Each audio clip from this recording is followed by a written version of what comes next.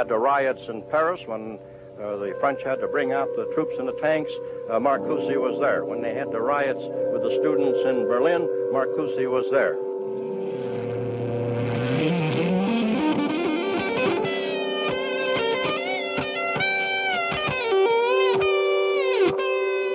They are convinced that he has to convey some of his ideas and thoughts directly to the students, and in this lies the danger of Marcuse to the University of California.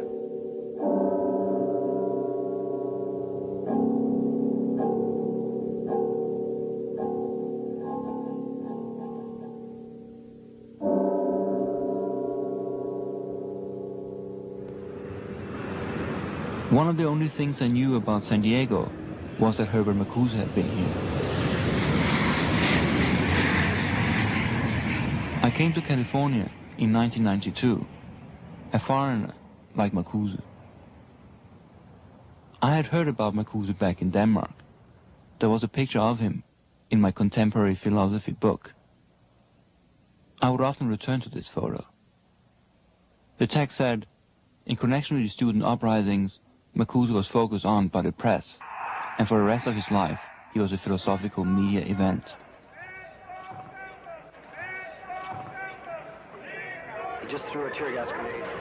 Today, philosophy is seldom a media event. Could this place tell me why the visionary force of a youth movement had been over 70 years old? Or why his ideas had inspired some and terrified others 25 years ago?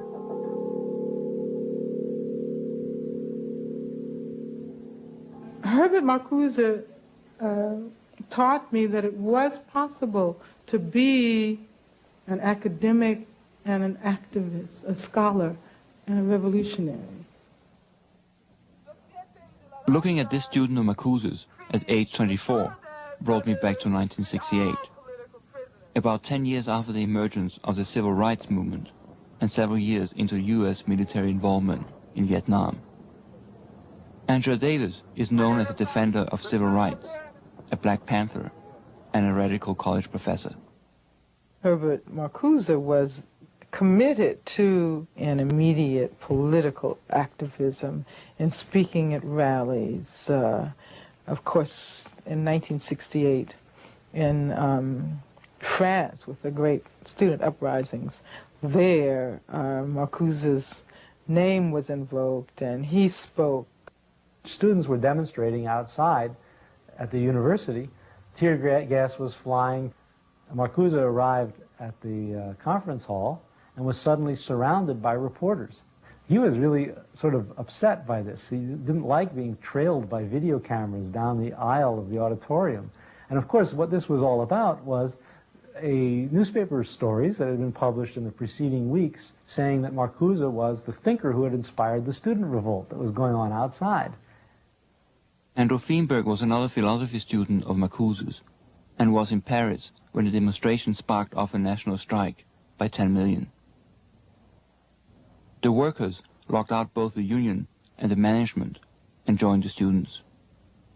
And according to the newspapers, the demonstration started with a book. One-Dimensional Man provided a theoretical base for not relying on the working class, but instead looking to marginal groups for leadership in the struggle that might hope to someday to penetrate the core of the system. His writings about the frustrations of modern man in contemporary Western society have been especially popular in Europe. Professor Marcuse teaches philosophy at the San Diego campus of the University of California.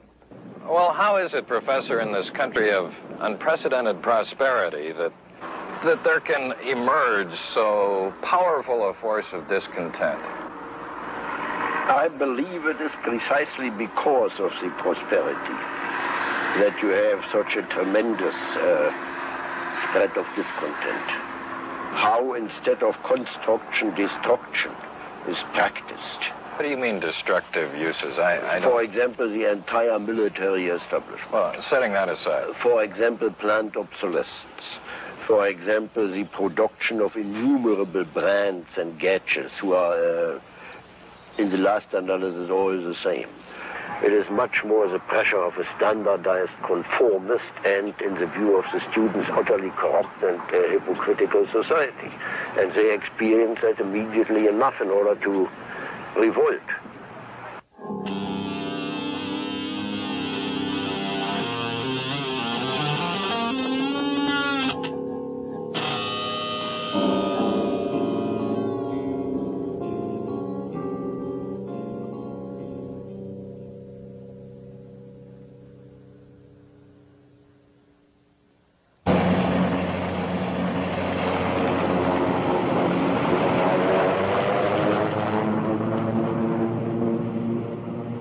San Diego was, and probably still is, a very conservative community.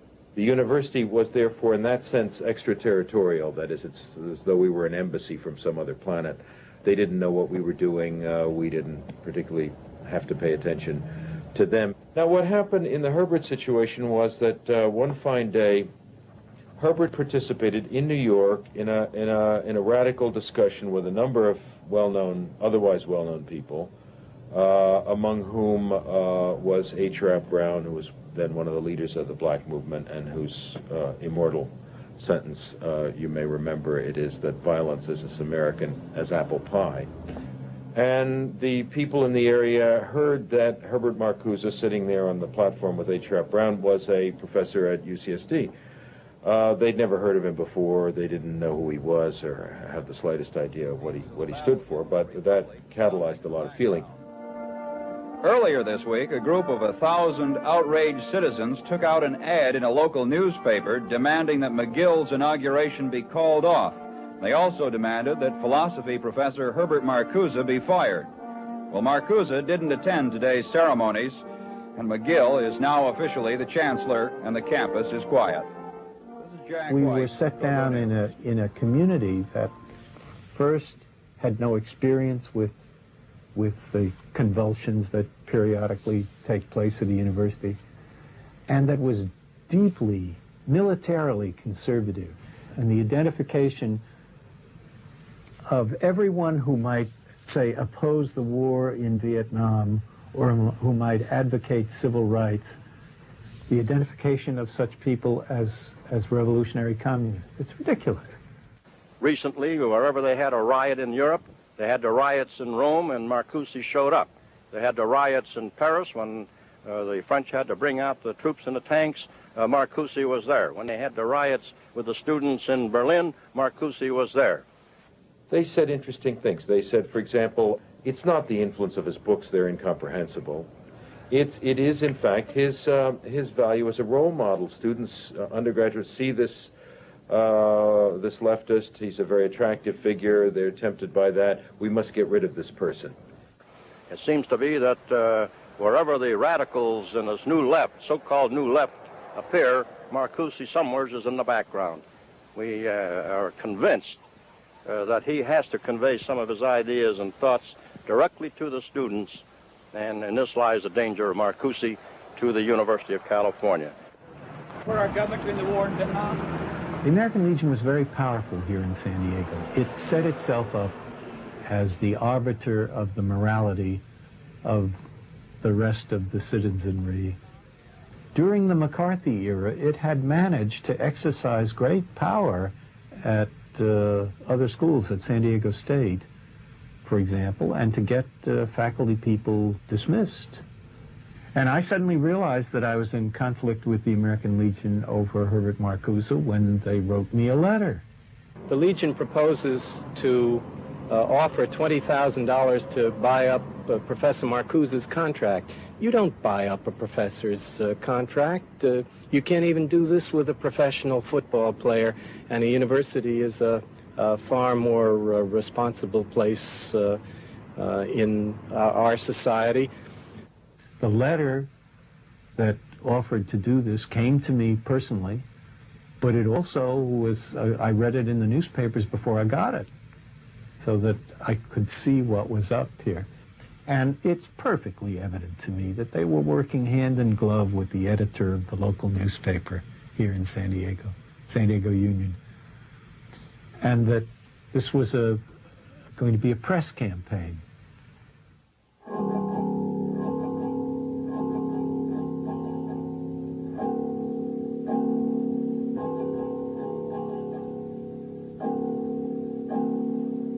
So in this way, via Paris, Rome and Berlin, the name of Herbert Marcuse and the youth movement reached San Diego.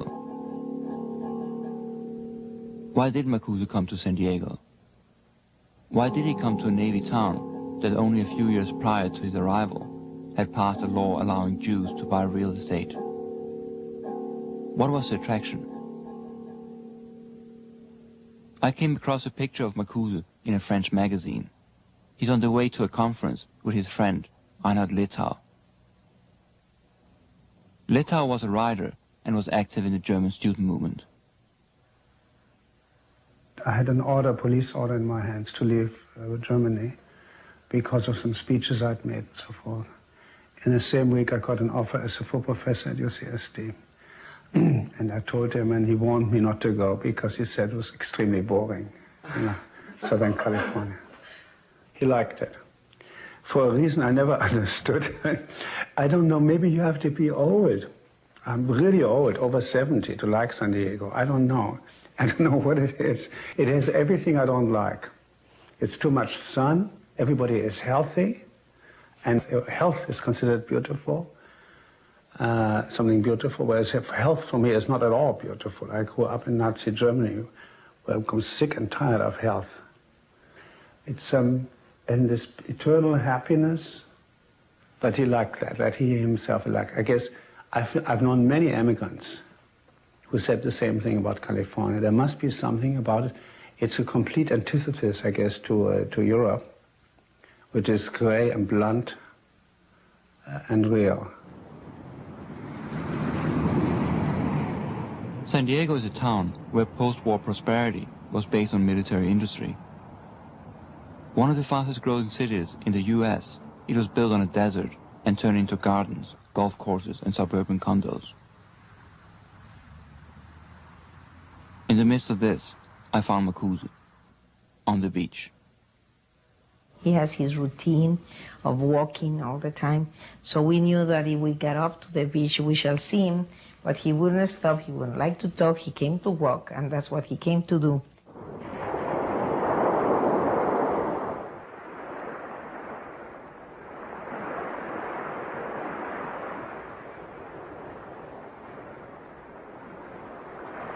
With salt water in my eyes and sand in my hair, I found myself reading Marcuse on his favorite spot in San Diego. I was beginning to get it. Phrases from the banners in Paris '68 echoed Marcuse's demands for social change in an affluent society. Old powers and imagination, love and revolution, honor the cobblestones, the beach.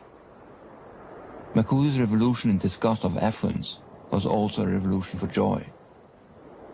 How were these new demands made in Southern California? We were demanding a college. We wanted a college. They were about to construct the third college. We said the name of this college is going to be Lumumba Zapata College. Oh, yes. And we developed a curriculum. We developed the idea of creating a college that would reflect the needs of the academic as well as community needs of people of African descent, Latinos, and working class white people. We wanted to demonstrate the extent to which we were serious. We decided to occupy the registrar's office. So I went to Marcuse and told him about our plans, and I asked him whether he would come with us. No question about it, of course.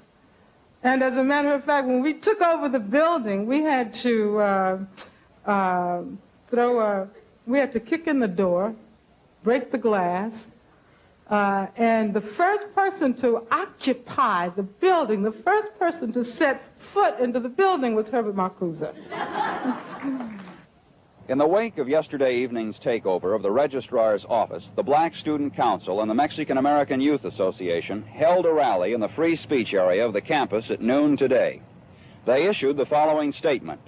The taking of the Registrar's office was the only course of action because the Academic Senate had not met the demands of the supporters of the Lumumba Zapata College. This afternoon, Dr. McGill held a news conference, and he discussed last night's incident. The matter's not closed. Somebody's going to have to come forward and pay for that door. was very mysterious. One day a letter arrived, and inside the letter was a money order for the amount on the bill. No signatories, no indication of who was paying it. And I figured that I wouldn't inquire, the matter was settled. And Marcuse paid for the door.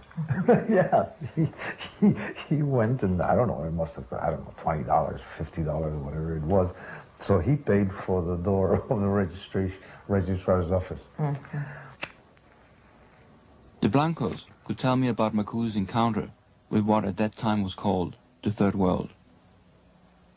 His cultural heritage, of course, we know, I mean, in music, Beethoven, right?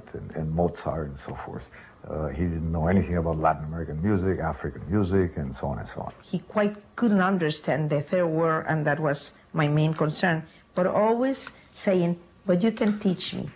And he didn't have a single problem with it, not a single problem. I mean, the problem he had is, but you also have to study Plato. So yeah, we have to study Plato, but we also have to read Fanon. I think that humility is very difficult to find in many people. We haven't used the word. Humility is important. It's very hard to find in people of the stature of Marcuse. I mean, I wouldn't dare to tell another professor, says, listen, you know, here, this in this book, you know, here are the dates of what happened in Bolivia and Chile, all the American interventions, blah, blah, blah, blah. And then the next day he has assimilated that into his speech to and into his thinking. As the women's movement was taking shape and emerging, Herbert was declared an honorary woman by a women's organization and, because they appreciated the importance of his work. You went into an office like no office you'd ever seen in the philosophy department. He had at least 20 to 30 figurines of hippopotamuses. Pink hippopotamuses, green hippopotamuses, hippopotamuses with their mouths wide open, hippopotamus candy jars. And he loved hippopotamuses. He would speak of them as a bizarre animal. And he felt they embodied the reality of absurdity and the immense possibilities of the imagination. He seemed to be able to talk about pleasure in a way that made sense. We had all grown up in the 50s and in this very affluent but somewhat affectively impoverished world. In Eros and Civilization, he was very optimistic about the degree to which human beings could achieve a fuller, richer, more ecstatic sexual existence. Going back to May '68 in Paris, one of the slogans was "Demand the impossible." And for Marcuse, the hippopotamus was the living example of the impossible. And yet, the hippopotamus is crucial to the environment it's in. It becomes a link between the land and the river. And it would process massive quantities of food and be a conduit into the river. He would find the university functioning as a research lab for the Department of Defense to be far more offensive than the university functioning like a fat and absurd hippopotamus that would glean knowledge in one arena and then take that knowledge and spread it in another. We know the university spreads a lot. It would be nice if they spread knowledge.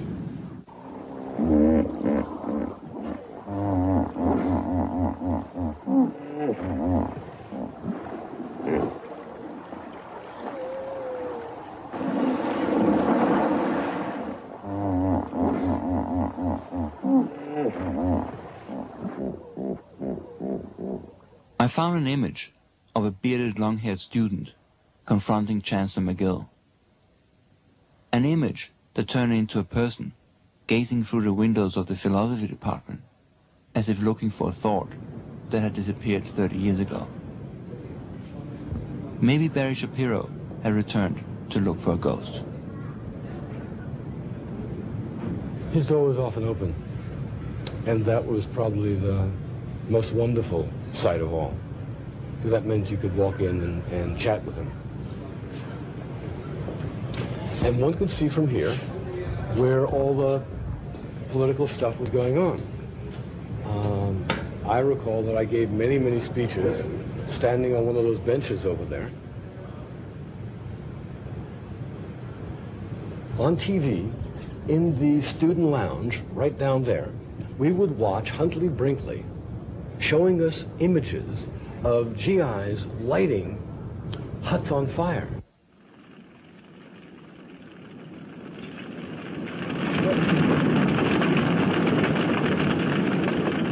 And we wanted to tell, did you watch TV last night? Did you see what we saw? Are we participating in this willingly? Who were these people that were driving from their homes? What is the strategic purpose of this? Research to support the war machine was going on for killing and harming people in our name. And people in conscience. Letow, certainly a man of conscience, supported the putting one's body on the line, of throwing one's body on the wheels, of stopping the machine. Wait a minute. We know what the Marines do throughout the world. We know what they're doing throughout the world. Should we give them the right? Okay, how many people want the Marine recruiter to talk? How many don't? Where is the Marine recruiter?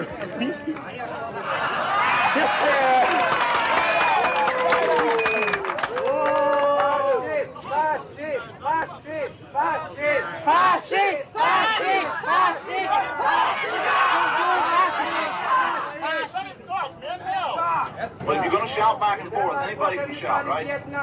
So the first man, can I field one question? What is the purpose of being in Vietnam? The question I want to frame here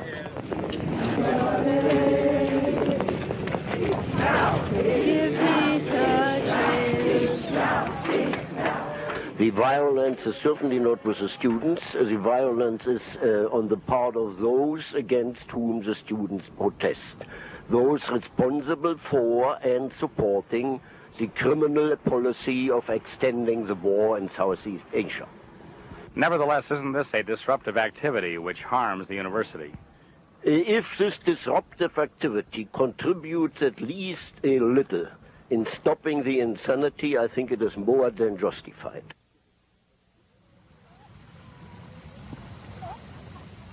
During that era, there was a student here named George Winnie. And George Winnie was very upset about the war in Vietnam, distraught even. Much like the Buddhist monks in Vietnam, he lit himself on fire right here in this area. He doused himself with gasoline, struck a match, and went up in a burst of flame. In the name of God, end the war, wrote George Winnie on his suicide note. Was it individual protests like this that made people afraid of Marcuse and the New Left? Or maybe it was this. Images from the very spot where Winnie had immolated himself. A generation of students imagining a community that could bridge nations, gender and races were pouring into the streets. Today, it's hard to imagine. Nowadays, the free speech area on campus is half the size and hardly ever fills to half its amount.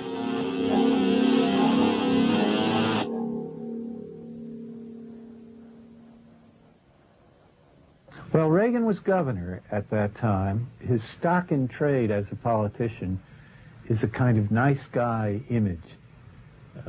You'd love to have him as your next-door neighbor because he's friendly and decent. But in fact, as a real person rather than a political image, he was a rather mean, uncompassionate, very hard-bitten person. What struck me as I got to know him a little bit was that he had absolutely no understanding of any of these ideological concerns and no sympathy at all with the idealism of students. Marcuse was almost the antithesis of Ronald Reagan in his openness, in his sense of playfulness. Ronald Reagan's idea for the university was actually published in a very large document called the Rationalization of Education. And for Marcuse, this would be the exact opposite of the purpose of the university, and his every act was in opposition to rationalizing. He was into imagining. He was into pushing possibilities. Over 100 people have been shot down. 100 people that I'm sure the record will show. Gas, lethal gas, that has been classified, as far as I know, as being used. Once the dogs of war are unleashed, you must expect that things will happen and people being human will make mistakes on both sides. But this violence... We're here because people are being shot and killed today in Berkeley. He said to me at one point that he had all the experience he needed with communists in Hollywood during the 1940s, and he said the only thing they understand is force. So we'll give them force. Negotiate? What is to negotiate? What is... Don't you, wait a minute, on that issue, don't you simply explain to these students that the university has a piece of property that it bought for future construction of the campus and it was now going ahead with the plan? The people of what do you mean, negotiate? Governor Reagan, the time has passed when the university can just ride roughshod over the desires of the majority of its student body. Well, the university is a public institution. That's it's right. An important institution but the university... for all of its own community and for the community of Berkeley that live around it. All of it began the first time some of you who know better and are old enough to know better let young people think that they had the right to choose the laws they would obey as long as they were doing it in the name of social protest. I've seen some of the characterizations Reagan made of Marcuse, which were erroneous, which were demonic. And you hear him making slogans about what Marcuse stands for, his character, his nature. Nothing about the fact that the man was respected internationally, was not a member of the Communist Party, was not a communist. He criticized communism. You have a very extreme professor, such as Marcuse, poisoning, literally poisoning, a lot of young minds with what I would consider to be some of the most irresponsible drivel that I've ever read or heard. And I think that we should focus more on training these young people to be productive citizens and not to dissect and examine the whys and wherefore, the motives of human beings, and to try to find some aberration upon which to fix. It's sort of like the infection theory. I mean, after all, an intellectual such as Marcuse, all he has is his mind and his pen and his voice. So there's no threat in any real sense other than what that might do. At least some of representatives from the right had threatened Marcuse's life. There was a period where he was actually kept in a very careful custody by his most dedicated graduate students. He wasn't somebody to hire bodyguards and try to tough it out. He and Inga fled to friends up in Central California, and he came back months afterward when all this furor had died down. We ourselves, some of us, carried arms in order to protect Marcuse. After Malcolm X was killed, Bobby Kennedy was killed, we thought it was possible for someone to assassinate him. And at that point, some of us were prepared to fire on an assassin. April 1968. Martin Luther King is assassinated in Memphis. June 68. Robert Kennedy in Los Angeles. And July 68. Marcuse flees San Diego after death threats. And on the other side of the world, there were similar reactions. The Soviet Union responded to Marcuse's growing popularity by denouncing him as a CIA agent. Now, he was a CIA agent, if you stretch things a little bit, During World War II, he was put in the OSS, which was the predecessor to the CIA. Marcuse worked against Nazism for 10 years, became a US citizen, and never returned to live in Europe. Who was this person I was looking for? What experiences had shaped his philosophy? I had gone 30 years back searching for Marcuse in San Diego. Marcuse himself had gone 30 years further back.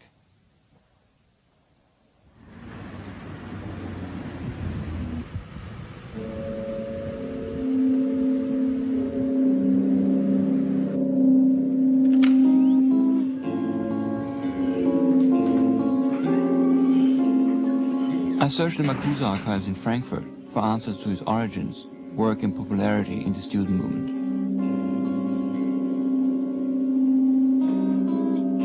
In the 1930s, Marcuse belonged to a group of writers, scholars and cultural critics, later known as the Frankfurt School.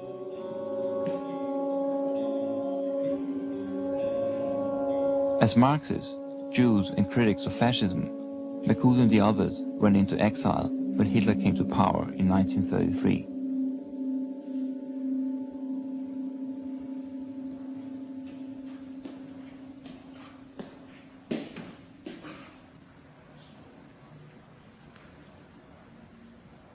I found Marcuse's German passports. One of them had a US immigration stamp from 1934. Marcuse and his colleagues first arrived in California and began analyzing the failure of the left in the 30s, the rise of fascism in Germany, and emergence of Stalinism in the Soviet Union. The writings of the Frankfurt School were rediscovered 30 years later by the youth movement and posed an alternative to Cold War ideology. There was also a pile of letters from the 1960s addressed to Marcuse. Hey, you worthless pig. I hope you are soon eliminated from this country, and I hope the world, you anarchist, atheist, murderer, getting paid by the people of California to propagate hate and bloodshed. After learning of your classroom antics, I have come to wonder, along with many veterans of World War II, if Hitler wasn't right after all. If you were really sincere in your beliefs, you would emigrate to Russia. I wish you ill fortune. Sir, you have various colored ants in your head, and they wish to get out, but you will not let them. See a doctor, a merry-go-round. Why don't you try painting? Marcuse, you are a very dirty communist dog. We give you 72 hours to live in the United States. 72 hours more, Marcuse, and then we kill you. Were these letters scary remnants of an ideology that had passed by? The presumption, consumer paradise was here to stay, and one was not supposed to feel insecure. Quoting Walter Benjamin, a colleague from his Frankfurt days, Marcuse wrote on the last page of One-Dimensional Man, "It's only for the sake of those without hope that hope is given to us." Benjamin never escaped fascism. Fearing persecution, he committed suicide at the border between France and Spain. And here was Marcuse supporting students in an anti-war sit-in. Marcuse had made it to the US, and 30 years later, he was again taking hope in the hopeless. This time in a generation of youth that aligned themselves with the exploited and outcasts, excluded from a system of abundance. Was Marcuse a meteor hitting Southern California, and I today looking for the crater? My sister was a student of Marcuse at UCSD. She and her husband were physically attacked by the police. As a matter of fact, her husband, Sam, was shot. The police literally broke into their house. And I mention this because Herbert Marcuse was the faculty member who was responsible for organizing the campaign to raise their bail and to have them released from jail. It was actually as a result of police activity that this whole incident went down, not my sister and brother-in-law were simply at home, but they had been known to work with the Black Panther Party in San Diego. If I understand the theory, there is supposed to be some redeeming virtue for participants in violence, that it lets them work out their frustrations and get them out of their systems, and that this somehow does them some good, and that therefore it is a positive social good to engage in violence.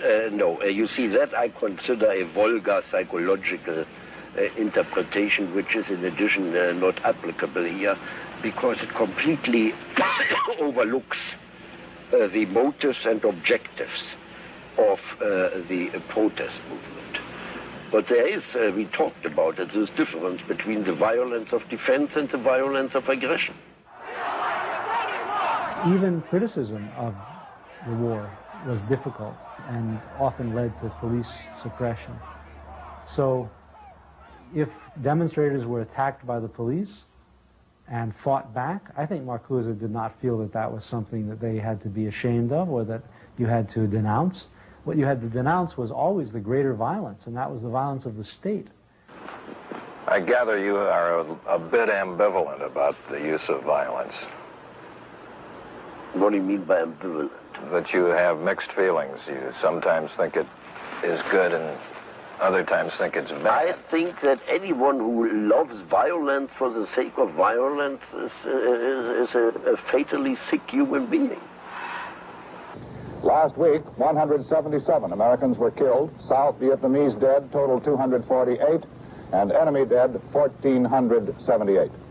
In the same week, 3,000 more United States troops arrived in South Vietnam, raising the total to 438,000. It's a very strange and twisted view to argue that Marcuse was somehow a philosopher of violence who advocated violence. I mean, think of the society. Probably in the time when he was putting forward these views, 1 million people died due to the American war in Vietnam. So who is the advocate of violence? Lyndon Johnson, Richard Nixon, or Herbert Marcuse? Sittler, Barry James from Sacramento. Sorensen, Donald Roberts from Lakewood, California. Sorrow, Charles Finney Jr. from Santa Barbara. Sousa, Robert Patrick. Well, there was certainly violence against people in the Paris riots. Counter-violence. That I have seen. The students were perfectly peaceful. And the police got orders first to clear the court of the Sorbonne and then to clear the streets. And you know that they don't do that exactly in the way of a nursemaid singing the baby to sleep. Counter-violence is okay, in your view? It's not a question whether or not it's okay. It is a question when and where it is necessary. Necessary in order to keep alive yourself and what you stand for. Aha, I have it now. Sometimes it's okay. You don't have it because you will never get me, not because I'm afraid, but because I want to be honest. You will never get me to say that I advocate violence. If I would say so. I mean, in this respect, I'm by no means a coward. But I don't think I can take the responsibility for advocating violence. The necessity of keeping yourself and what you stand for alive. Could Marcuse forget the many who didn't say no during the 30s? Can we forget that Hitler gained power democratically? The paradox of freedom.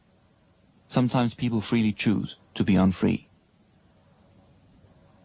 And the questions of authority, civil disobedience, and violence merged again when Governor Reagan opposed the hiring of Black Panthers as guest lecturers at the University of California.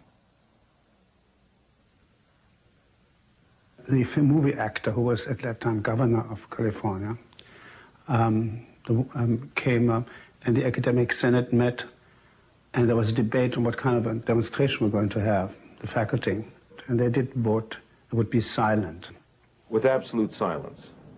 So there was a mass of hundreds of students waiting there, and it made him very angry. It was a very successful.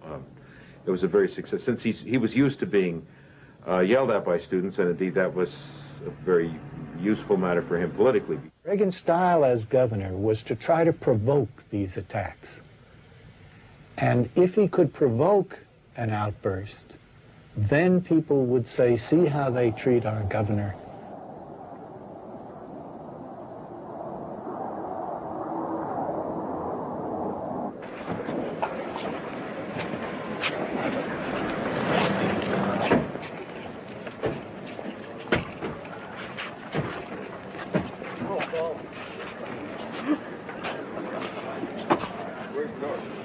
Governor, what do you think of this well-disciplined, quiet demonstration compared to some of the disturbances you've encountered in the past? This is purposely done this way. Well, and I'm very appreciative of it. I think it's a little more adult than some of the things we've seen in the past. They hope that this will have an effect on the region in their decisions today. Well, it would be fine if they really understood what was going on, but they don't. You don't think they understand what's going on? No. And the whole faculty and campus was standing there dead silent. And somebody behind me, it might have been Peter, said oink, oink, real loud, quietly. And Marcuse yelled real loud, who said oink, oink? That kind of thing I enjoyed very much. He was immensely ugly, Reagan. I said that to him as he passed me. Their ideas that there is some plot to destroy the university on the part of those of us or some of us in the Regents meeting are obviously a revelation that they don't understand. For heaven's sakes, who do they think on the Board of Regents would want to destroy the university? Who do they think in the government of California would want to destroy such a great institution? Someday, perhaps they'll understand that there are people trying to destroy this university, but I'm quite sure they're not to be found on the Regents or in the government, and more likely they're to be found among them on the campus.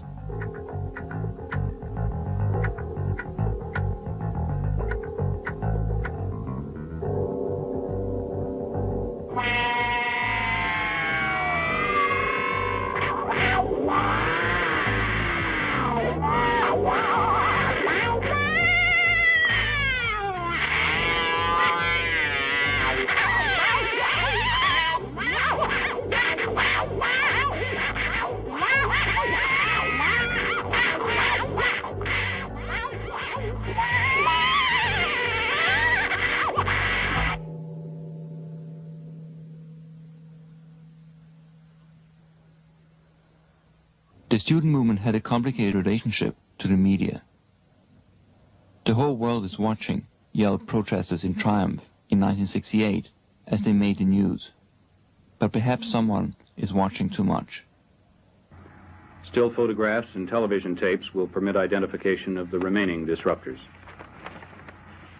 Each of these will be referred to appropriate campus disciplinary agencies for a prompt hearing and for appropriate action. Murphy had them photographed. I wouldn't let the governor of California intrude on our independence and freedom of the faculty to operate this school as we saw fit, and I'll be damned if I'm going to let a group of students do it either. That is, we govern the University of California, we faculty, and if the students wish to join us, let them become faculty. We had a picket line in front of this very questionable, oily character by the name of McGill. He was a chancellor, sort of an extremely opportunistic, not terribly intelligent, fat man. I was just anxious to have it out. And if this SOB, I'm thinking of a significant faculty member, is going to participate in something like that and wear a bag over his head so he can't be identified, I'm going to put that SOB in jail if I can. That was the way I felt. And a sentence to the maximum penalty, which is in California, I think $2,000 it was, and 21 days in jail. And that was, of course, one of the most central and most important experiences of my life.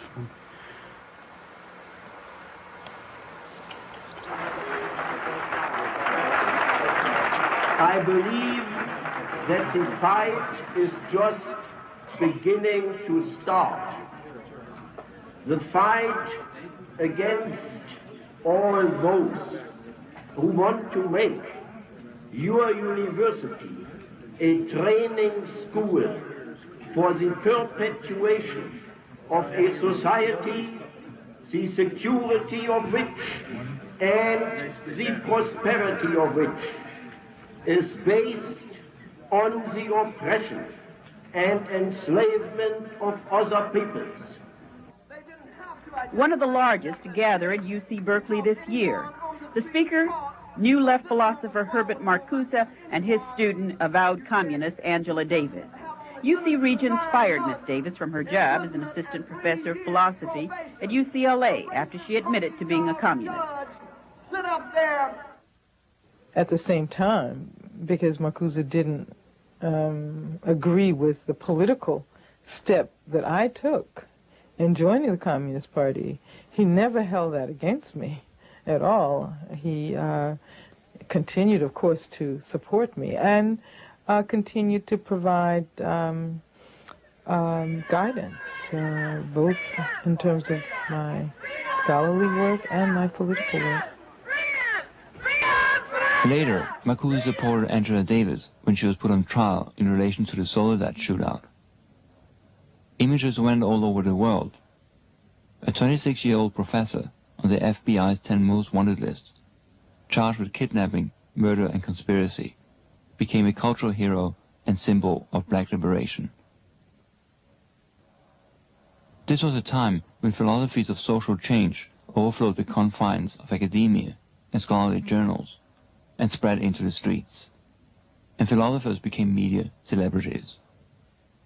I remember that Playboy magazine asked him for an interview, and they offered him a large sum of money. And this is what I recall. Marcuse debated the matter, thought it over, and decided it was really impossible. But rather than simply declining, he said he would do it only if he could be the centerfold. And of course that didn't fly with Playboy, and so he was never interviewed by Playboy. So, a 70-year-old professor had simultaneously unified the American Legion in San Diego, the Pope in Rome, Pravda in the Soviet Union, the Republican governor in California, and the Vice President of the United States. All of them feared and condemned this single figure for corrupting the mind and manners of the youth. Was Marcuse asking too many embarrassing questions about the Cold War?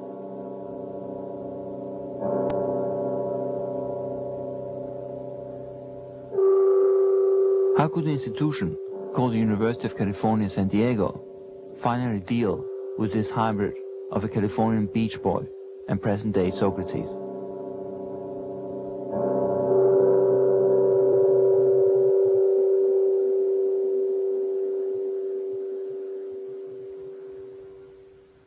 The University of California, San Diego today announced its intention to reappoint Dr. Herbert Marcuse as Professor of Philosophy for the academic year 1969-70.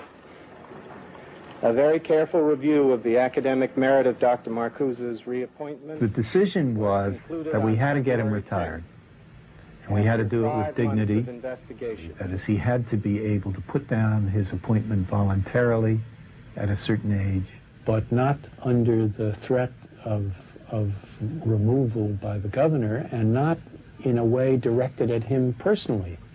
Accordingly, we have decided to terminate all existing commitments to overage professors as of June 1970, and to replace these with a policy of expected retirement at a specified age.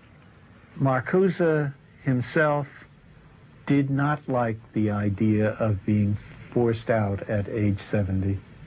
He thought that he still had some things to say. And we said that we wanted him to give up his faculty appointment, although he would be free to teach classes as he wished.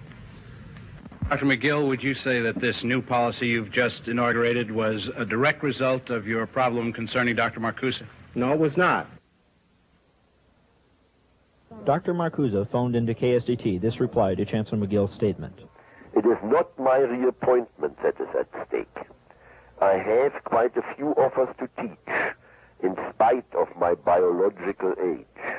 What is at stake is the right and the duty of the scholar and educator to teach the truth and to expose the lies. It serves or ought to serve whole generations of human beings, regardless of race, color, religion,